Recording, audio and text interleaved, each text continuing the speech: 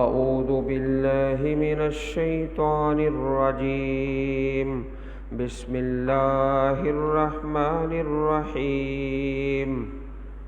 سورۃ الجاثیہ، سورۃ الجاثیہ کا پہلا رکوع، پارہ نمبر 25۔ بسم اللہ الرحمن الرحیم۔ حامیم تنزیل الکتاب من اللہ العزیز الحکیم۔ ان فی السماوات والارض لآیات للمؤمنین وفی خلقکم وما یبث من دابۃ آیات لقوم یوقنون واختلاف اللیل والنہار وما انزل اللہ من السماء من رزق فأحیا به الارض بعد موتها وتصریف الریاح آیات لقوم یعقلون۔ تلک آیات اللہ نتلوها علیک بالحق فبأي حدیث بعد اللہ وآیاتہ یؤمنون۔ ویل لکل افاک اثیم یسمع آیات اللہ تتلی علیہ ثم یصر مستکبرا کأن لم یسمعها فبشرہ بعذاب علیم۔ وَإِذَا عَلِمَ مِنْ آيَاتِنَا شَيْئًا اتَّخَذَهَا هُزُوًا أُولَئِكَ لَهُمْ عَذَابٌ مُهِينٌ مِّن وَرَائِهِمْ جَهَنَّمُ وَلَا يُغْنِي عَنْهُمْ مَا كَسَبُوا شيئا ولا ما اتخذوا من دون الله أولياء ولهم عذاب عظيم۔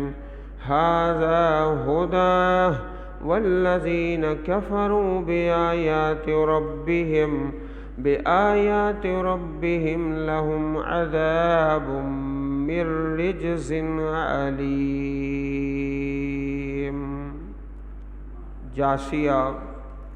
جاثیہ کا معنی کہ گھٹنوں کے بل گری ہوئی، یہ اس سورہ مبارک میں ہی لفظ ہے جس سے اس سورت کا نام لیا گیا ہے۔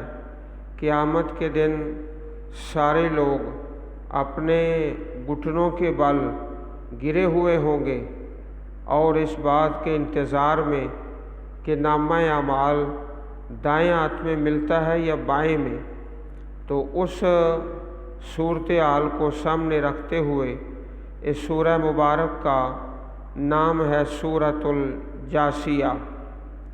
مکی سورت ہے، مکہ پاک میں نازل ہوئی ہے اور 4 اس کے رکوع ہیں، 37 آیات کریمات ہیں۔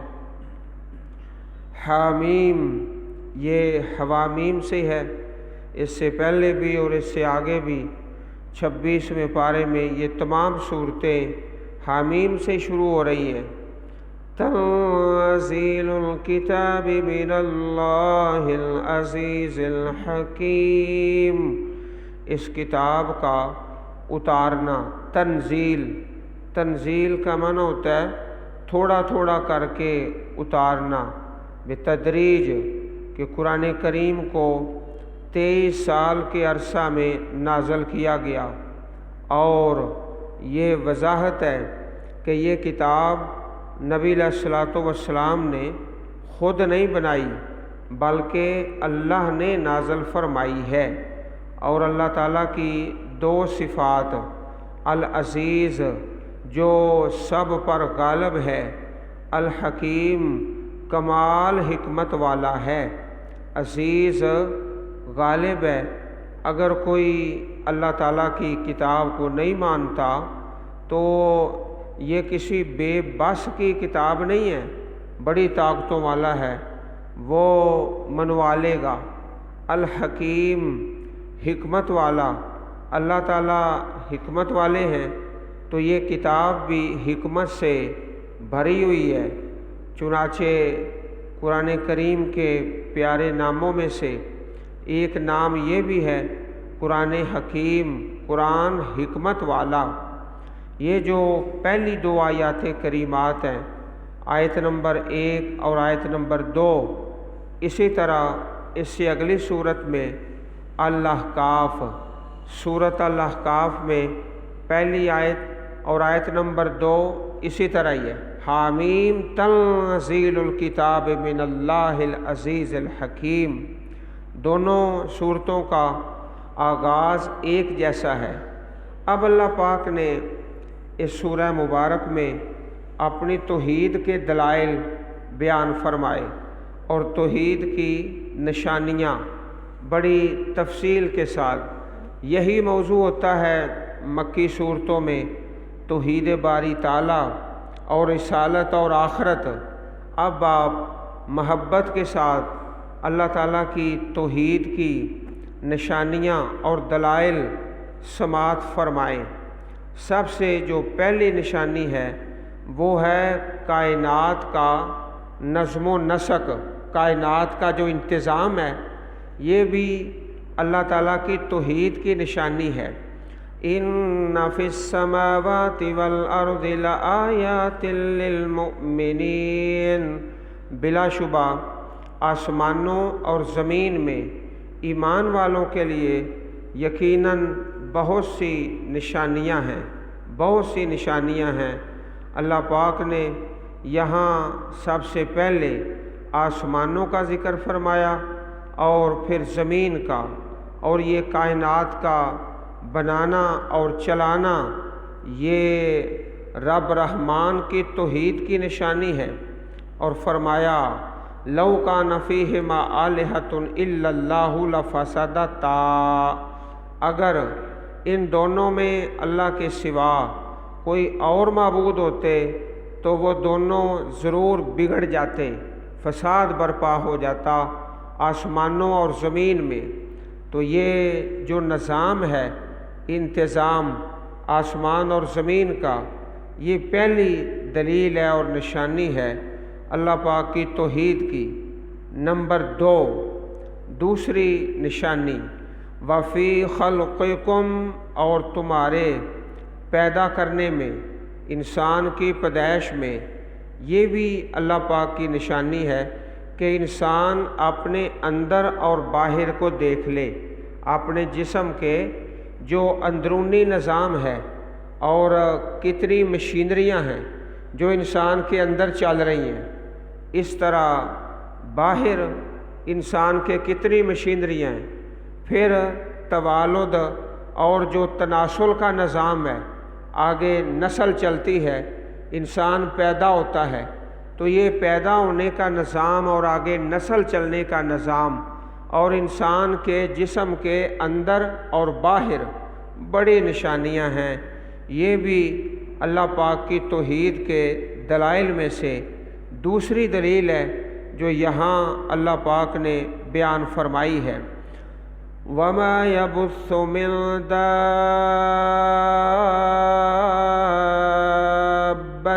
آیَاتٌ لِقَوْمٍ یُوقِنُونَ، اور ان جاندار چیزوں میں جنہیں وہ پھیلاتا ہے، یبث پھیلاتا ہے، من دابۃ جاندار چیزوں میں نشانیاں ہیں، لقوم یوقنون اس قوم کے لیے جو یقین کرتے ہیں۔ تو زمین کو جانوروں سے آباد کرنا، پھر جانوروں کے اندر اللہ پاک نے کیسا نظام رکھا ہے توالد اور تناسل کا، اور زمین سے جو چیزیں نکلتی ہیں وہ دو قسموں کا رزق لے کر، انسانوں کے لیے بھی اور جانوروں کے لیے بھی، جانوروں کے رزق کا بھی انتظام اور انسانوں کے رزق کا بھی انتظام بہت نشانیاں ہیں اس قوم کے لیے جو یقین رکھتے ہیں اللہ تعالیٰ کی آیات پر۔ واختلاف اللیل والنہار، گردش لیل و نہار، رات اور دن کے بدلنے میں، یہ بھی اللہ پاک کی توحید کی دلیل ہے۔ دلیل نمبر 4، رات اور دن کے بدلنے میں۔ عزیز بھائیوں، جب رات ختم ہوتی ہے اور دن آتا ہے تو ایسا نہیں ہوتا کہ ایک لمحے میں رات ختم ہو جائے اور اگلے لمحے میں دن شروع ہو جائے، ایسا نہیں ہوتا، بلکہ رات کی تاریکی آہستہ آہستہ کر کے ختم ہوتی ہے اور دن کا اجالا وہ آہستہ آہستہ کر کے روشنی نمودار ہوتی ہے۔ اسی طرح دن کی جو روشنی ہے شام کو جب ختم ہوتی ہے تو یہ نہیں کہ یک لخت ختم ہو جائے، بلکہ آہستہ آہستہ تدریج قربان جائیں اللہ پاک کے نظام پر۔ رات آتی ہے تو تدریجاً، دن آتا ہے تو تدریجاً، دن ختم ہوتا ہے تو قدم با قدم۔ اس طرح جب موسم بدلتے ہیں، ایک موسم بدلتا ہے دوسرا شروع ہوتا ہے، تو یہ نہیں کہ یک لخت ایسا ہو جاتا ہے، بلکہ قدم با قدم اور تدریجاً۔ واختلاف اللیل والنہار، دن اور رات کے مختلف ہونے میں اور موسموں کے بدلنے میں۔ موسم بہار ختم ہوا اور گرمی کا موسم شروع ہو گیا تو ایسا نہیں کہ اچانک ایک سیکنڈ میں ایسا ہو جائے، بلکہ سارے موسموں میں جو تغیر و تبدل ہے وہ تدریجاً ہے۔ یہ بھی اللہ پاک کی توحید کی نشانی ہے۔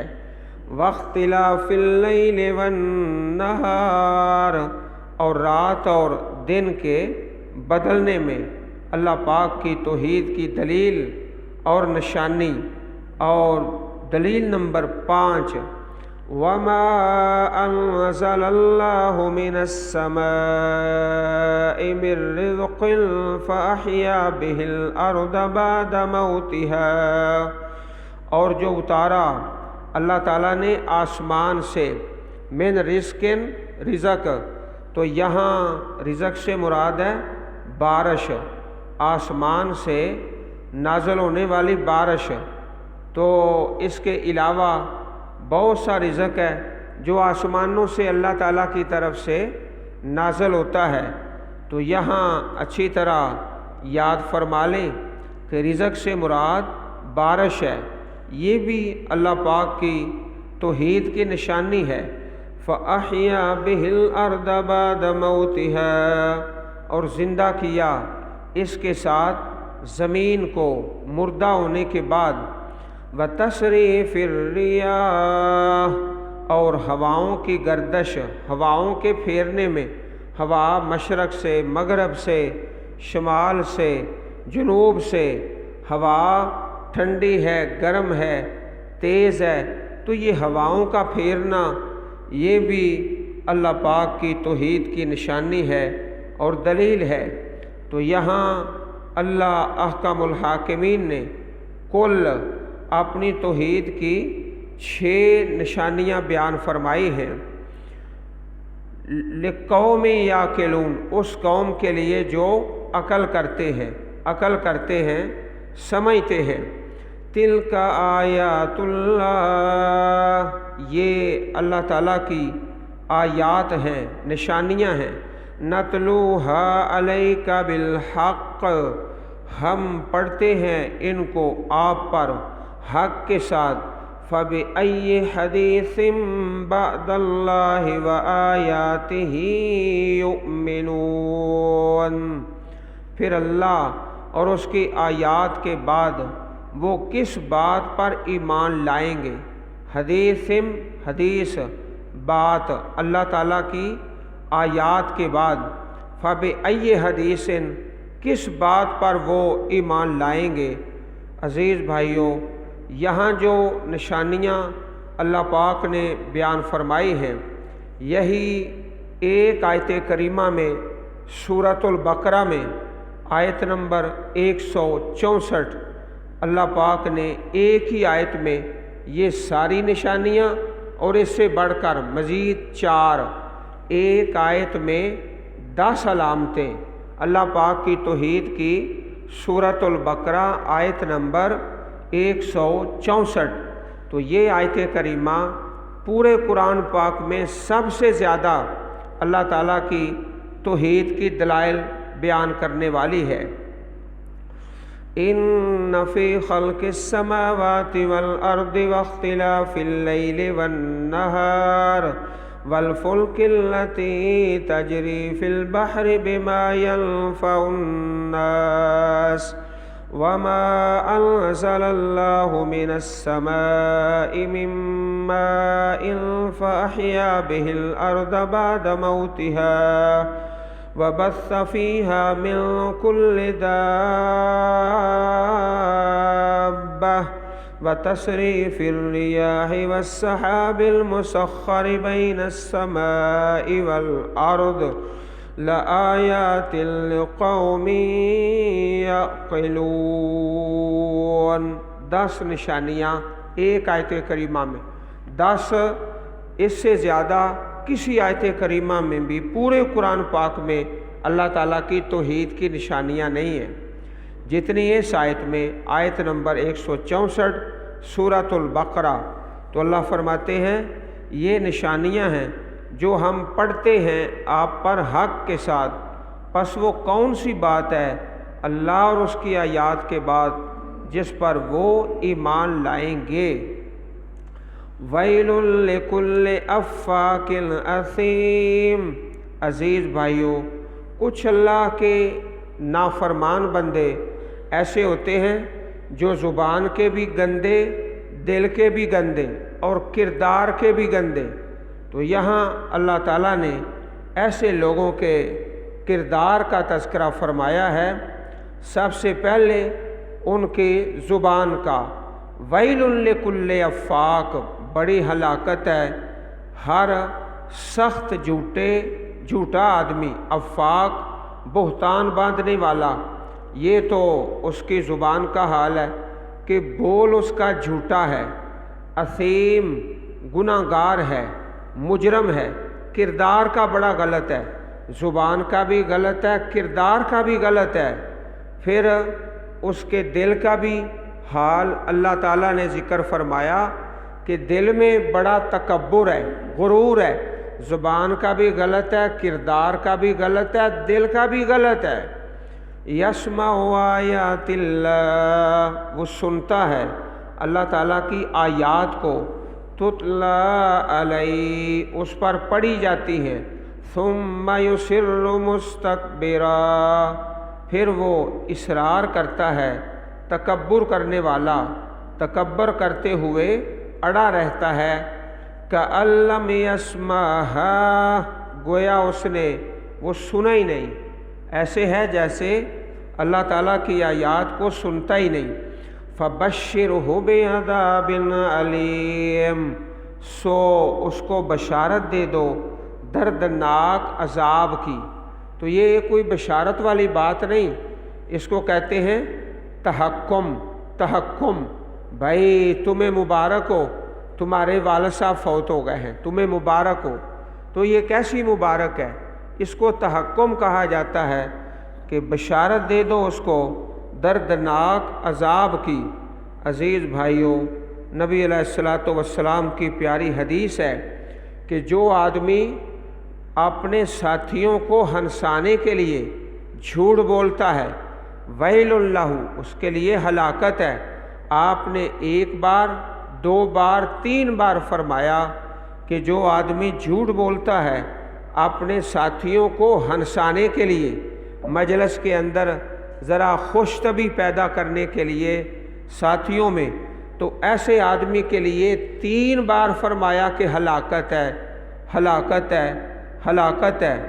سنن نبی داؤد حدیث نمبر 4990، جامع ترمذی حدیث نمبر 2315۔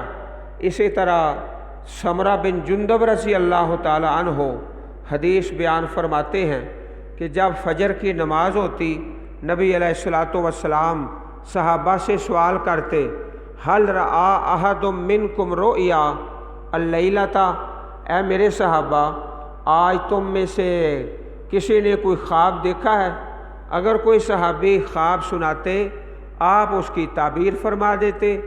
ایک دن فرمایا آج میرا خواب سنو، اللہ کے نبیوں کے خواب اللہ کی طرف سے وحی ہوتے ہیں، میرا خواب سن لو۔ چنانچہ آپ نے بیان فرمایا کہ اللہ تعالیٰ نے میرے پاس 2 فرشتے بھیجے اور کئی مجرموں کو جو عذاب ہو رہا تھا اللہ تعالیٰ نے وہ دکھلایا، تو ایک وہ آدمی جو جھوٹ بولتا ہے اس کا عذاب بھی دکھلایا گیا کہ اللہ کے فرشتے لوہے کے آنکڑے لے کر اور لوہے کی آریوں کے ساتھ اس کا چہرہ منہ دائیں طرف سے چیرتے ہیں، یہاں انسان کے منہ سے لے کر اور ہونٹ سے لے کر اس کی گردن تک اس کا منہ چیر دیتے ہیں، پہلے دائیں سے پھر بائیں طرف سے، پھر جو دایاں حصہ ہے وہ صحیح ہو جاتا ہے پھر اس کو چیر دیا جاتا ہے۔ اس طرح انسان کے چہرے کو کاٹنے کا مسلسل عذاب ہوتا رہتا ہے جو جھوٹ بولتا ہے۔ یہ حدیث صحیح بخاری شریف کتاب الجنائز کے اندر حدیث نمبر 1386، حدیث کے راوی حضرت سمرہ بن جندب رضی اللہ تعالیٰ عنہ، کافی لمبی اور طویل حدیث ہے جس کے اندر سود کھانے والے کے عذاب کا ذکر ہے، جھوٹ بولنے والے کا، اور اس کے علاوہ کافی گناہوں کے عذابوں کا ذکر ہے۔ تو یہ کردار ایسا ہے جو اللہ نے یہاں نشاندہی فرمائی کہ زبان کا جھوٹا ہے اور کردار کا غلط ہے اور دل کے اندر اس کے بہت زیادہ تکبر ہے۔ مکہ پاک میں ایک کافر تھا جس کا نام تھا عاص بن وائل، اس نے کام کرایا مزدوری پر حضرت خباب رضی اللہ تعالی عنہ سے، انہوں نے اپنی مزدوری طلب کی تو کہنے لگا میں تمہیں مزدوری تو نہیں دوں گا حتیٰ تکفر بمحمد صلی اللہ علیہ وسلم، حتیٰ کہ تو دین کا انکار کر دے، نبی کریم کا انکار کر دے۔ حضرت خباب رضی اللہ تعالیٰ عنہ فرمانے لگے کہ میں دین کا انکار نہیں کرتا، اللہ کے نبی کا انکار نہیں کروں گا حتیٰ کہ تم مر جائے، مر کے دوبارہ زندہ ہو۔ تو کہنے لگا اچھا میں نے مرنا ہے، دوبارہ زندہ ہونا ہے، تو پھر وہاں جا کے تمہیں مزدوری دے دوں گا، دوبارہ جب زندہ ہونا ہے وہاں جا کر تمہیں مزدوری دے دوں گا۔ اللہ اکبر کبیرہ۔ تو ایسے بدبخت لوگ تھے جن کے بارے میں اللہ تعالیٰ نے یہ آیات نازل فرمائی ہیں کہ جب ان پر اللہ کی آیات کو تلاوت کیا جاتا ہے تو آگے سے مذاق اڑاتا ہے، اچھا قیامت قائم ہوگی نا تو وہاں جا کے تمہارا حق دے دیں گے، دنیا میں تو نہیں دیں گے، اور ہر کام پہ ہی مذاق کرتے۔ جب معراج شریف کا واقعہ پیش آیا تو کہنے لگے لو سن لو، پہلے اور باتیں کرتے تھے، اب یہ کہتے ہیں کہ راتوں رات آسمان سے ہو کے آ گئے ہیں، دیکھو کیسی بات ہے۔ اسی طرح آپ نے پڑھا ہے نا ان شجرۃ الزقوم، زقوم کا درخت، اس کو بھی مذاق کرنے لگے کہ یہ بلا کیسے ہو سکتا ہے کہ آگ کے اندر درخت پیدا ہو جائے، آگ کے اندر کس طرح درخت ہو سکتا ہے، اس کو بھی مذاق کرنے لگے۔ معراج شریف کا مذاق اور زقوم اور تھور کے درخت کا مذاق اور تمسخر، اور اسی طرح اللہ پاک نے فرمایا کہ جہنم کے اوپر 19 دروگے ہیں، علیہا 19 19 فرشتے ہیں جو نگران ہیں۔ تو ایک پہلوان کافر تھا، کہنے لگا کہ 18 تو میں پکڑ لوں گا اکیلا ہی، 18 فرشتے میں پکڑ لوں گا اور تم سارے مل کر ایک فرشتہ بھی نہیں پکڑو گے۔ اس طرح توبہ استغفر اللہ مذاق کرتے اور تمسخر اڑاتے۔ وَإِذَا عَلِمَ مِنْ آيَاتِنَا شَيْئًا اتَّخَذَهَا هُزُوًا، اور جب وہ ہماری آیات میں سے کوئی چیز جان لیتا ہے، علم حاصل کرتا ہے، اتَّخَذَهَا هُزُوًا، تو اسے مذاق بنا لیتا ہے۔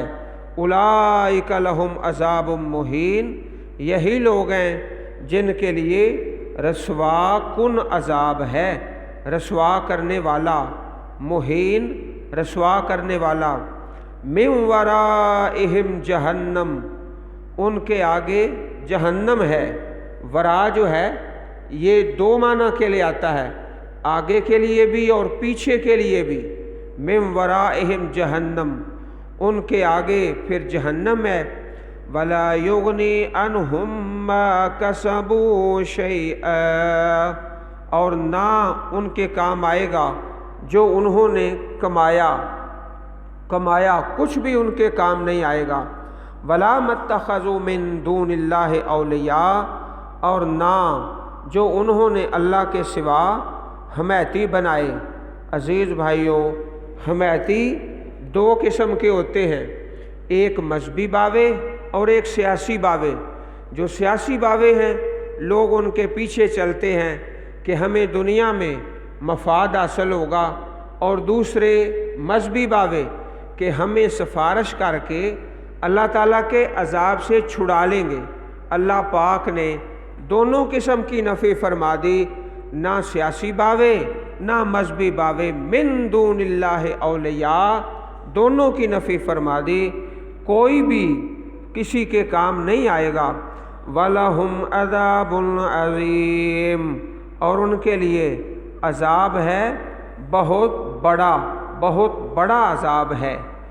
ھذا ھدیٰ، یہ سراسر ہدایت ہے، اللہ کی کتاب اللہ کی طرف سے۔ والذین کفروا بآیات ربہم، اور وہ لوگ جنہوں نے کفر کیا اپنے رب کی آیات کا، لہم عذاب، ان کے لیے عذاب ہے، من رجز، رسوائی سے، علیم، دردناک، ان کے لیے عذاب میں سے دردناک عذاب ہے جنہوں نے اللہ تعالیٰ کی آیات کا انکار کیا۔ عزیز بھائیو، آپ جانتے ہو نا، آج کل قربانی کا موسم ہے، لوگ قربانیاں خرید رہے ہیں۔ حضرت ابراہیم اور جناب اسماعیل علیہ السلام کی یاد میں اور ان کی سنت میں، تو حضرت ابراہیم علیہ السلام نے کیا فرمایا اپنے بیٹے کو، یا بنیا انی اری فی المنام انی اذبحک، میں تمہیں دیکھتا ہوں کہ تمہیں ذبح کر رہا ہوں۔ اب بیٹا کیا کہتا ہے، یا ابت افعل ما تؤمر ستجدنی ان شاء اللہ من الصابرین، ابا جی جو حکم ہے وہ کر گزرو۔ کئی بندے ایسے ہیں جن کو کہو نا اللہ کی کتاب پڑھو، قرآن پاک 1-2 آیت ہی پڑھ لیا کرو روزانہ، تو ان پہ ایسا بوجھ گرتا ہے جتنا اسماعیل علیہ السلام پہ مشکل تھا نا اپنی گردن کٹانا، اس کے لیے 1-2 آیتیں پڑھنا اس سے بھی مشکل ہے۔ وہ تو تیار ہو گئے گردن پہ چھری چلانے کے لیے، حضرت اسماعیل علیہ السلام اپنی جان قربان کرنے کے لیے، لیکن کئی اللہ کے بندے بھئی 2-4 آیتیں قرآن پاک کے ترجمے سے روزانہ پڑھ لیا کرو، ان کے لیے گردن کٹانے سے بھی مشکل ہو جاتا ہے۔ چنانچہ اسماعیل علیہ السلام تو تیار ہو گئے، یہ نہیں تیار ہوتا کہ روزانہ 1 آیت پڑھوں گا یا 2 آیتیں یا چند آیات کریمات کتاب اللہ سے، گردن کٹانے سے بھی اس کے لیے مشکل ہے۔ اللہ تعالی ہمیں اپنی پاک کتاب کی سچی محبت نصیب فرمائے، رب کائنات استقامت نصیب فرمائے۔ اللہم اجعل القرآن العظیم ربیع صدورنا ونور قلوبنا، اللہم اشف مرضانا ومرضى المسلمین والمسلمات، یا حی یا قیوم برحمتک نستغیث سبحان ربک رب العزت عما یصفون وسلام علی المرسلین والحمد للہ رب العالمین.